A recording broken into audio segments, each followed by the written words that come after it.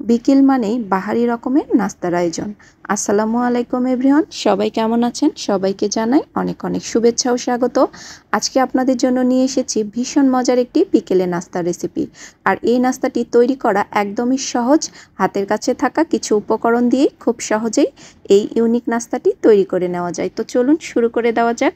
প্রথমেই আমি একটা ডো তৈরি করে নেব। তার জন্য এখানে নিয়ে নিয়েছি 1 কাপ পরিমাণ ময়দা।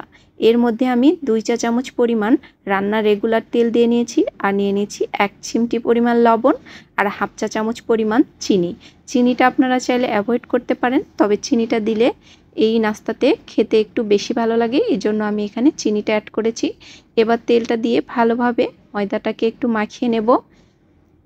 ভালোভাবে ময়দাটা এবং তেলটাকে মাখিয়ে নিয়ে অল্প অল্প করে পানি দিয়ে একটা সফট ডো তৈরি করে নেব। অনেক বেশি পানি দেব না, অল্প অল্প করে পানি দিয়ে আমি ডোটাকে তৈরি করে নেব।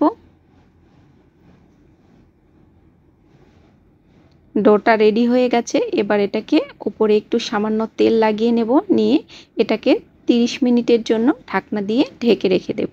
এই ফাঁকে আমি এই ভেতরের পুরটাকে রেডি করে নেব। তার জন্য আমি এখানে নিয়েছি 2টো মিডিয়াম সাইজের আলু সেদ্ধ, পেঁয়াজ বেরেস্তা, শুকনো মরিচ, চাট মশলা আর লবণ। এখন সবগুলোকে ভালোভাবে একটু মাখিয়ে নেব।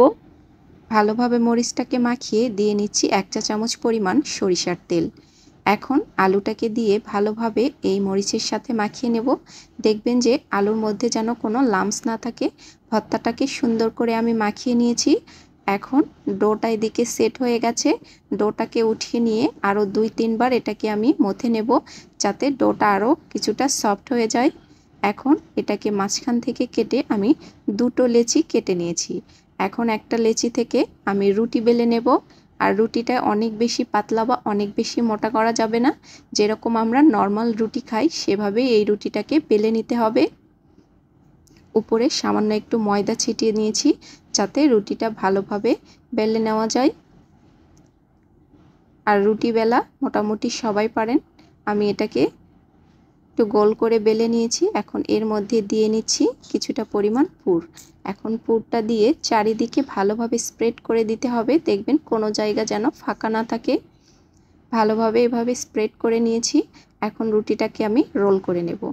নিচের দিক থেকে ফোল্ড করে নেব। খুবই ইজি, দেখে বুঝতে পারছেন খুব সহজে কিন্তু এটা ফোল্ড করে নেওয়া যায়। ফোল্ড করে নেওয়া হয়ে গেছে। এখন আমি একটা ছুরির সাহায্যে মিডিয়াম সাইজ করে এগুলোকে কেটে নেব। আপনারা চাইলে এর থেকে একটু বড় সাইজ করেও কেটে নিতে পারেন। সবগুলোকে আমি এরকম করে কেটে নিয়ে হাত দিয়ে একটু ছড়িয়ে দেব।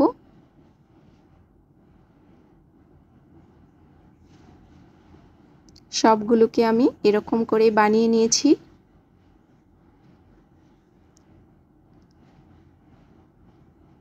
এখন আমি এখানে নিয়ে নিয়েছি একটি ডিম। এই ডিমের মধ্যে দিয়ে নিচ্ছি 1 চিমটি পরিমাণ লবণ, দিয়ে ডিমটাকে একটু ফেটিয়ে নেব।